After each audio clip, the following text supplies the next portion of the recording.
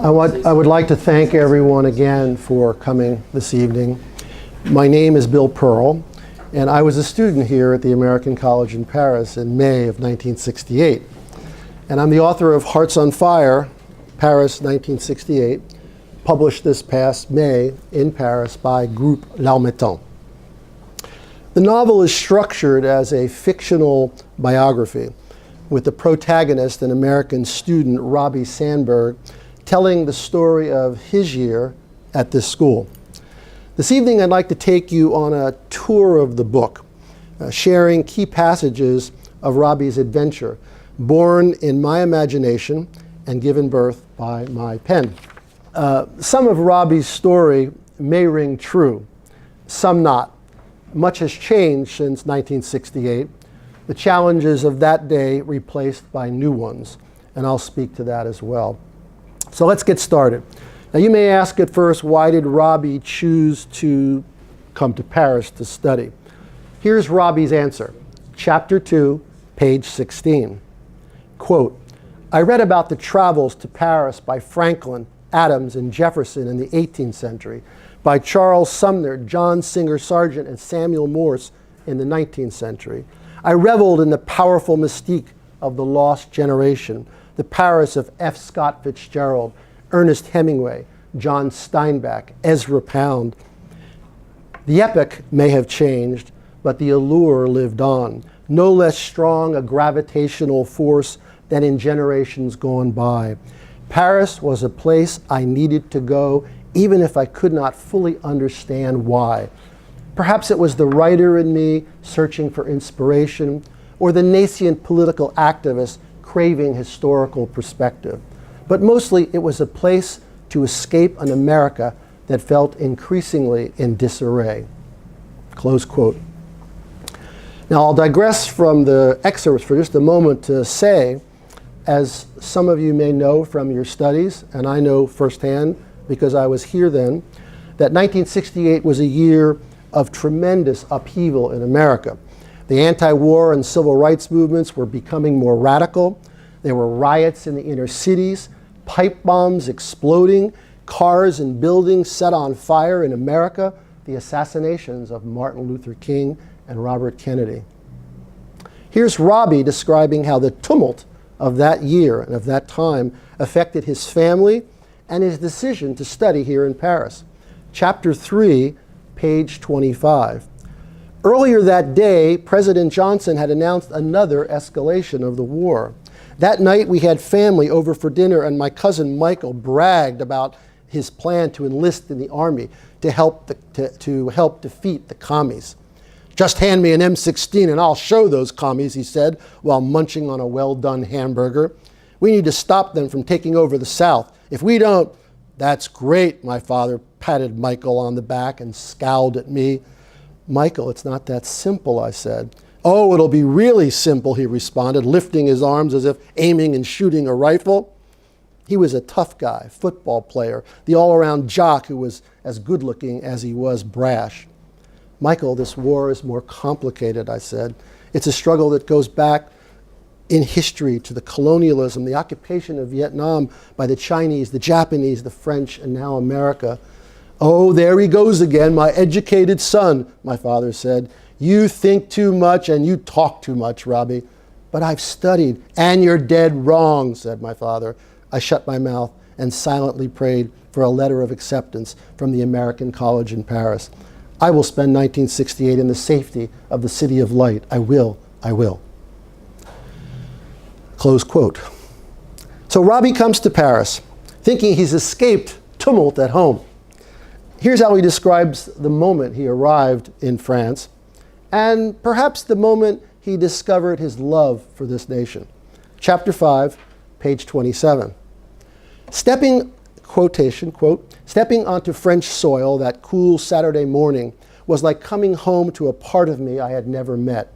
Perhaps it was the noise of the harbor terminal, the din of comings and goings of carts of luggage passing in all directions, the odor of 1,000 bodies rushing to find their way, the muted colors, the everything in a state of maturity, the cracks and rounded edges from aging you just didn't see in vastly younger America. I couldn't explain why, but I felt like I belonged. I felt lighter and brighter as the sun illuminated the stone pillars of the wharf and its cavernous terminal, the seagulls squawking and swirling above like official escorts, close quote. Now Robbie meets Jan Miller, a fellow student struggling with personal demons and the radically changing mores of the late 1960s. She challenges Robbie. Take a listen. Chapter 5, page 70. "What are you afraid of?" Jan asked. "Afraid? Why, what are you afraid of?" she asked again. "I'm not afraid."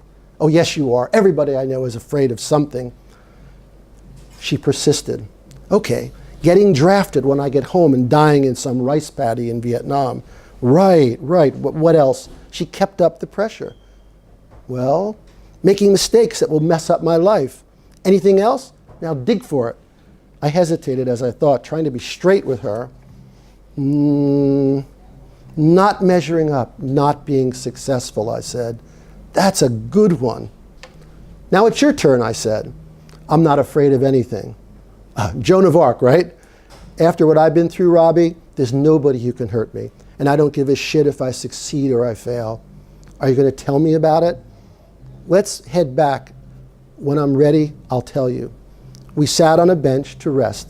Jan pulled down her long blonde hair, which had been folded into a bun hidden beneath a wool cap, and shook her head side to side to straighten her falling hair.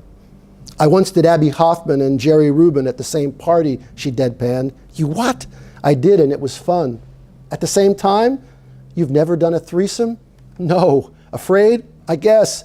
I was at a party celebrating the founding of the Youth International Party. Hell, we were yippies, and that's what yippies did when we weren't busy administering shock treatments to the establishment. I did them both. We were so stoned." "You are one stoned fox," I said, with a hint of envy and admiration. The more I learned about Jan, the more I liked her, and how she lived her life at full throttle. "Une vie à pleine bord," she would say, quoting her favorite sculptor, Auguste Rodin. "A life filled to the brim." That's how I wanted to live too. Now I ask you, what better way to learn how to live a life filled to the brim than to fall madly in love? So now Robbie sees Mihan in the Paris metro. Chapter 7, page 74. Just before the train departed, as the piercing siren warned that the doors were about to close, a tall, slender Asian girl hurried into the car and took the last open seat on the aisle just next to the exit door. She was several rows ahead of us, and I only saw her for an instant. She was dressed in a richly embroidered silk robe, covering her from neck to toe. As the train pulled away, she stood up to consult the map of stops, which was posted at the top of the wall of the car. I noticed her flawless skin, which appeared perfectly smooth, luminescent, glowing. I had never seen such perfect skin. No marks, no lines, no contours, nothing but fleshy silk and a remarkable glow. I caught the expression on her face, a determination and a confidence that she would find her way in this foreign land, a gentleness and optimism reflected in her bright eyes as she focused on the task at hand. I was watching as she appeared to calculate the correct stop to exit the train, when suddenly she turned toward me to sit back down, and her eyes met mine. Unexpectedly, in a moment whose profound impact was yet to unfold, she smiled, her eyes wide and on fire, in a way I had never seen or felt before. I was captivated. Close quote. All right, so Robbie saves Mihan from an attack that ensues by a disgruntled French soldier and leads her to safety in the garden behind the Hôtel de Sully. He quickly discovers a slight complication in this new relationship. Chapter 7, page 80. I thought it strange that with nearly 500,000 Americans fighting in Vietnam, she had never met one. Maybe she grew up in France, but her English is perfect. "Do you live in Paris?" she asked me. "I'm a student at the American College." "What do you study?" political science and diplomatic history. I study the war in your country. Have you visited my country? No, I have a student deferment to complete my studies here and to graduate next year. I was not required to join the army to fight in your country. What part of South Vietnam are you from? I am from Hanoi. Hanoi? But I am the daughter of Le Duc Tho, the foreign minister of the Democratic Republic of North Vietnam. Close quote. Well, if that was not complicated enough for you, Robbie's best friend in 1968 turns out to be Daniel Cohn-Bendit, Danny the Red, leader of the student uprising at Nanterre. Check this out, chapter 8, page 115. Danny, did you sleep last night? Not much. Tomorrow I go before the disciplinary board at Nanterre, and I want you to come with me, Robbie. He spoke as if I had little choice. It was his special way of asking, one part request, two parts command. If you want me there, you're going to have to tell me what's going on. What have you done? You know, Robbie, I've done what student leaders around the world have done. I organized a protest to reform the system. Reform or tear down. Reform, but if the damn fool administrators don't listen, all right, so what's your next move? We want to shake things up. Our group is now a couple hundred strong. We want to stand up for intellectual freedom, social freedom, sexual freedom. We want better communication between professors and students, between the state and the universities. The system is broken. It should be torn down, but I've got a plan that will make our points and keep the lid on. Keep the lid on, I asked. Don't believe everything you read about me, Robbie, he said. There's a nice Jewish boy under this fiery red hair who wants to change the world without getting thrown out of school and without seeing a lot of people hurt. The government thinks I march in lockstep with the Trotskyites like Alan Kervin and Rudy Deutsch, but I don't. I'm my own guy, Robbie. Ah, so you're a communist too. No, Robbie, we reject the communists. We reject de Gaulle and his government. We reject political parties of the left and the right. We reject all claims to authority. We seek a society without authority. Is that the speech you're planning to give? Sounds like you're an anarchist, not a communist. That's just great, Danny, great. Robbie, the issues we're raising tomorrow are larger than Nanterre, he said. We're standing against the corruption of authority in our economy and society, in the trade unions, workplaces, in the government, bureaucracy, military, and civil society. Our target is authority itself, which has been abused. Another good speech line, I responded, shaking my head in dismay. Danny ignored me. And when we stand up to resist the university structure, we're going to inspire those who are disenchanted in other parts of society. It will be like striking a match next to an open tank of gasoline. That's what I'm afraid of. I thrust my hands outward and made a kaboom sound. Kaboom! Are you expecting television coverage? We're counting on it. It's our megaphone to the world.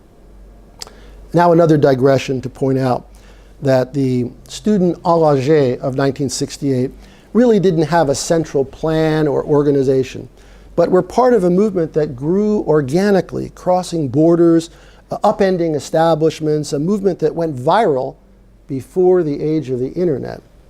What made this possible, in my view, was the new technology of television. Although still in its infancy, television news coverage telegraphed events around the globe as never before. Students in Paris and Mexico and Rome and Prague learned the tactics that were being used elsewhere and were able to copy them. It was the beginning of what Canadian writer Marshall McLuhan would call the global village, when for the first time people around the world could witness events like moon landings and rebellions and wars in real time, something we take for granted today, but which was brand new in 1968. So now back to our tour of the novel.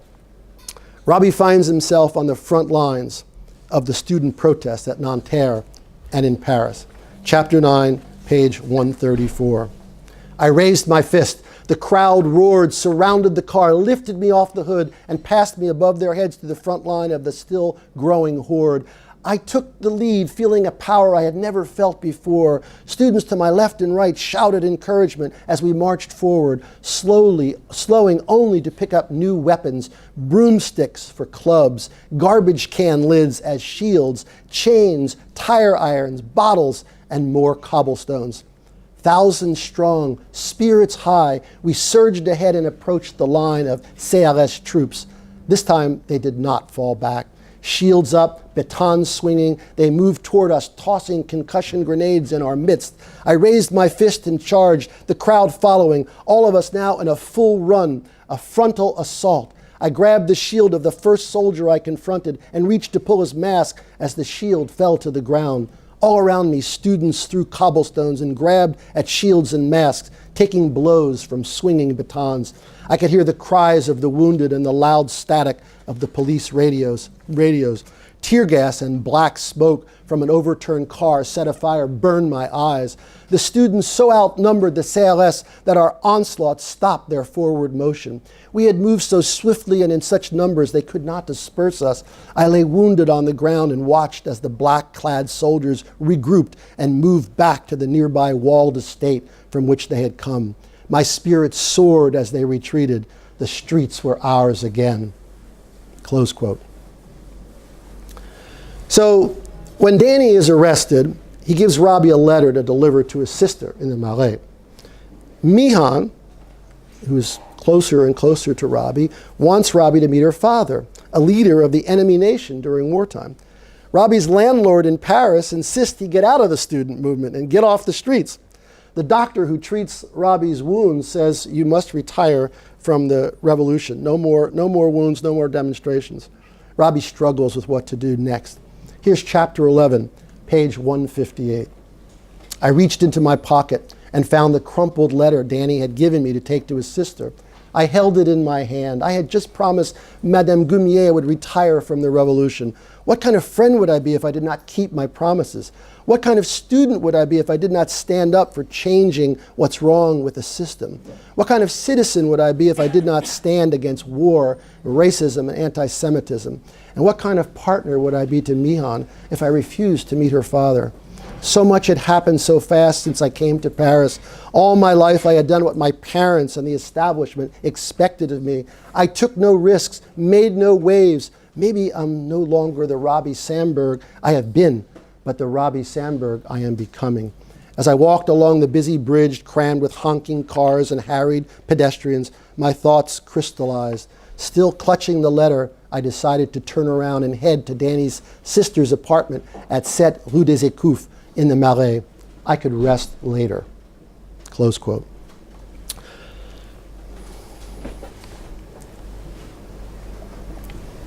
Now, the critics will tell you that a novel must have conflict, life's complications, like Mihan becoming pregnant, like Robbie getting mixed up in espionage. But first, Robbie must meet Mihan's father, Le Docteur. Chapter 12, page 177. Quote, Mihan smiled as the elaborately carved double doors opened at last, and her father entered the room. He was a tall, stately man, dressed in a black silk tunic with a split turtleneck collar opened at the front. As he moved closer, I noticed his gait, a slow but confident stride with little variation. He smiled at Mihan and turned his gaze on me. He gave no indication of feeling in the look. It was antiseptic. It was all I could do to keep my teeth from chattering.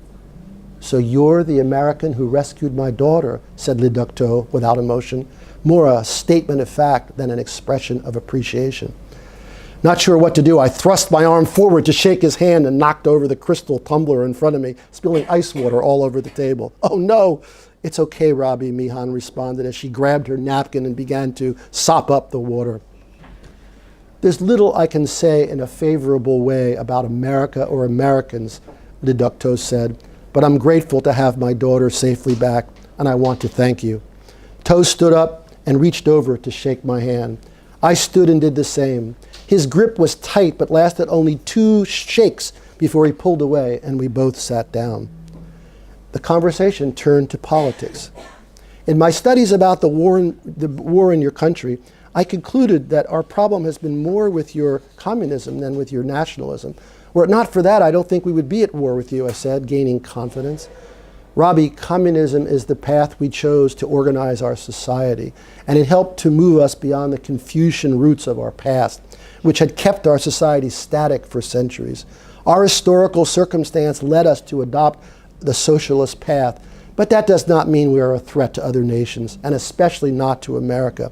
Besides, there are many nations, some even in Europe, which have chosen a socialist path, but you don't drop napalm on them, he added emphatically. So you're saying that your communist government has no designs on neighboring nations? That's right, Robbie, Toh responded. We needed to break free of old models in our society to build a modern Vietnam that could sustain its independence, where progress could be made for all citizens, and that could coexist peacefully with China, our large and powerful neighbor. China, the Chinese example, is an important one for us, and it influenced our evolution. But the important thing, Robbie, is that our communism is a communism with Vietnamese characteristics. It is not a system designed to be imposed on others. It is not part of a plan to accomplish hegemony in Southeast Asia or in any part of the world. And most importantly, it is not a threat to the United States of America. Close quote. So now the plot thickens. Mi-han's father uses Robbie to convey information uncovered by his spies that Richard Nixon, running for president in 1968, was secretly monkey-wrenching the peace talks Lyndon Johnson had painstakingly orchestrated in secret in Paris between North and South Vietnam. Let's listen in on the conversation Robbie has with Toh, chapter 14, page 239. Toh and I were left alone in the room. Toh got up and poured himself some tea from a silver pitcher resting on a hot plate. Would you like some? Yes, please. He brought the pot over and filled my cup. Black, right? Yes, black. Robbie, he continued, I'm going to need for you to trust me. You want me to trust the foreign minister of North Vietnam? I asked. I want you to trust Mi-han's father, Robbie. Can you please do that? If I do, I'll betray my own father, my mother, most of my friends, and all my countrymen, I responded. You must decide, Toh said quietly. Go on, I replied, doubts filling my head the moment I uttered those words. I need you to deliver a message, Toh said, and for your protection, we are going to need a way to communicate with you that no one can trace. If it must be kept secret, it must be disloyal, I said, and that is, trust me, Toh said, until I do something untrustworthy, Robbie, okay? How can I get in touch with you in a way no one would ever suspect and no one could ever discover? Close quote. So before coming to Paris, I should explain that Robbie had worked in the office of Senator Lance Hankey, chairman of the Senate Foreign Relations Committee, as a student. His boss there was Alan Hoffers, and these are the contacts he uses to convey Toh's information. Robbie is now followed by the CIA for hanging around with the North Vietnamese delegation in Paris. But the information he conveys is so sensitive, President Johnson orders him flown to Washington for a face-to-face meeting in the White House. Chapter 18, page 301.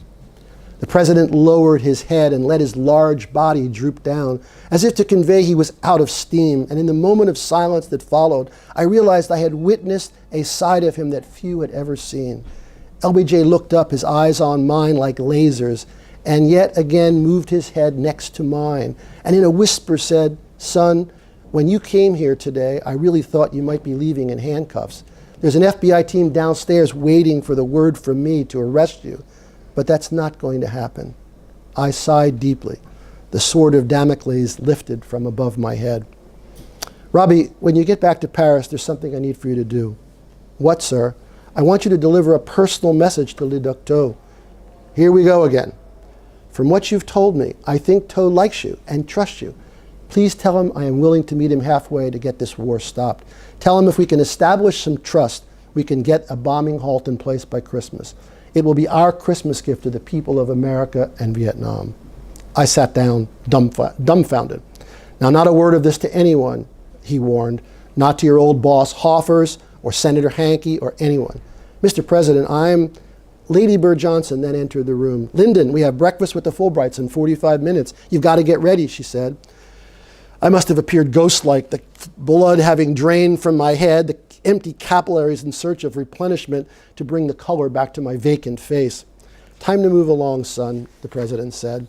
Lady Bird left us as quickly as she had come in. The president stood up. I did the same. I reached out to shake his hand and say goodbye, and he again put his arms on my shoulders and pulled me close to him. Before you head back, he said, Rostow will give you my message for tow. Just deliver it, son, and tell him what I told you. Speak from your heart. I'm going to keep this file with the proof about Nixon, and I'll make sure one day it's made public at a time when the country is ready to hear about the real Dick Nixon. Yes, sir, I said. You do this for me, Robbie, and you won't have to worry about Mr. Hoover's dossier on you. I'll make sure it goes away. And what about Mihan? I asked. LBJ paused and looked at me. Well, you'll have to work that out on your own, son. I know she's pregnant, and that complicates things. I've determined that your love for this girl is no threat to the security of the United States. I may be the only politician in the country willing to give you a pass on that. But until January 20th, I'm the only one you need. You stay with her, and while I'm president, you'll be left alone. I'll even help you get someplace where you can both live in peace. But there's no way you can stay with her and return home for a career in government or politics. You must make that choice for yourself, and I know it's a hard one. Next time, son, try falling in love with a capitalist. And don't be a fool. Finish college, help your father in that family business, he admonished, turning away and handing me off to a White House usher. Close quote.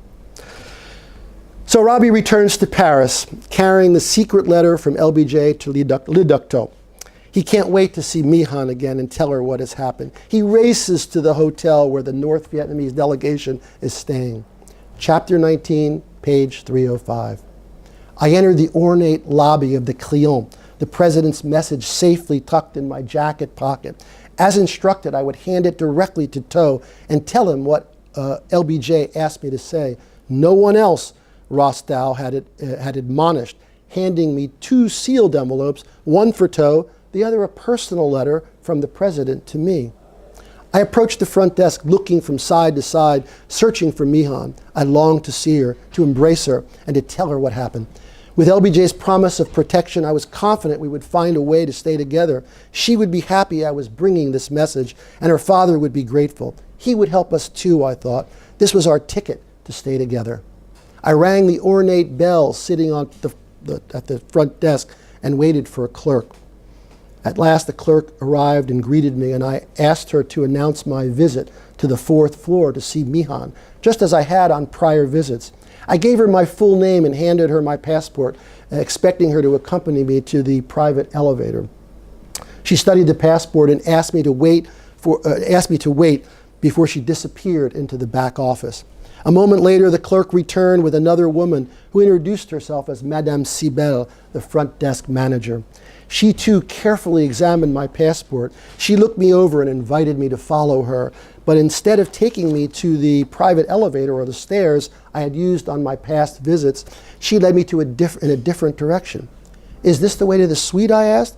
Madame Sibel didn't respond, but continued down the corridor, turning into an ornate corner office.